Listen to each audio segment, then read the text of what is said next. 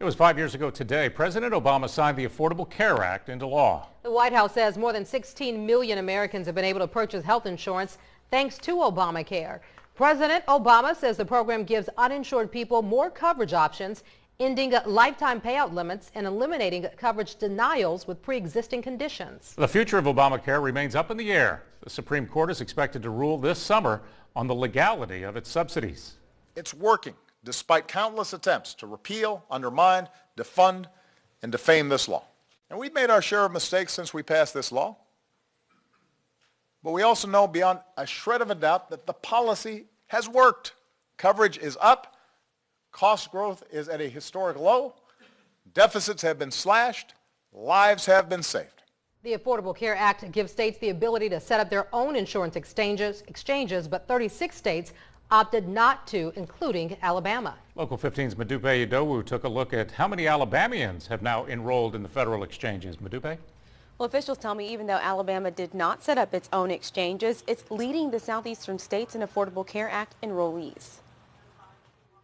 Only a little more than 97,000 Alabamians enrolled for health care coverage through the federal exchanges in 2014. 97,000 when you compare to the total population of Alabama. That first year, it didn't seem like a breakout year. Enrollment numbers nearly doubled according to Enroll Alabama, and so far 172,000 Alabamians are covered. You know, with that number, that means we had everybody that from last year that returned to the marketplace, and then we grew on top of that. But there's still a ways to go when it comes to getting Alabamians insured, either through the exchanges or their employers. We have a lot of work to do. More than 650,000 state residents were uninsured in 2014, and Enroll Alabama Navigator Porsche Blount says it's in part due to the Medicaid gap.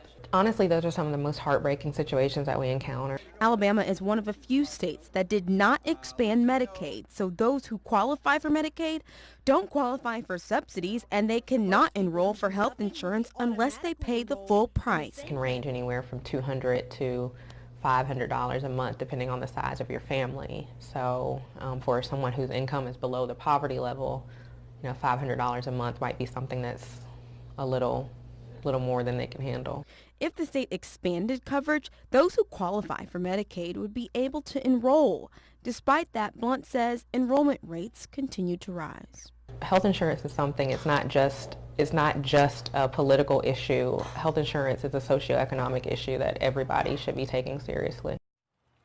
Now, open enrollment has ended. If you don't have health coverage through your employer or the federal exchanges, you can face a fine of 2% of your yearly household income, or $325 per person in your family, and or $162.50 per child. Now, special tax enrollment has begun and will continue until April 30th. To qualify for this enrollment period, it's for those who were fined last year and still need coverage, and for those who weren't aware of those requirements before February of last month. Reporting live in the newsroom tonight, I'm Madupe Idowu, Local 15 News. All right.